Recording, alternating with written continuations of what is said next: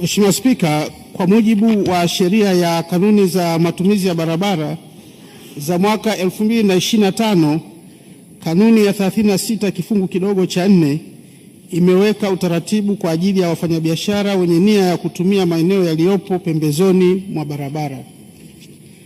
Kanuni zinaelekeza kuwa mfanyabiashara anayetaka kupanga katika hifadhi ya barabara atajaza fomu maalum ya maombi iliyotolewa na Wakala wa Barabara Tanzania TANROADS na atatakiwa kulipa ada ya maombi kabla ya kuwasilisha fomu hiyo.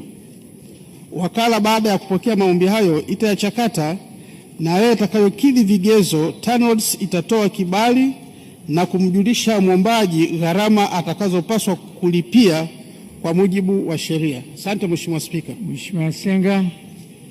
Mheshimiwa Spika, nashukuru kwa majibu mazuri ya serikali na tutafuata utaratibu huo ili wananchi wetu waishi kwa utulivu.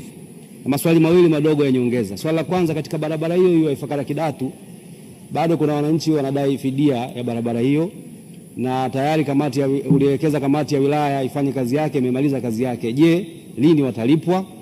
Swali la pili, mwaka 2024 Mheshimiwa Rais alisimama katika barabara hiyo hiyo ambako tulitoa maombi ya taa za barabarani na Mheshimiwa Waziri wa Ujenzi wakati huo aliahidi. Je, ni lini taa hizo zitafungwa katika barabara hiyo? Asante. Mheshimiwa Waziri.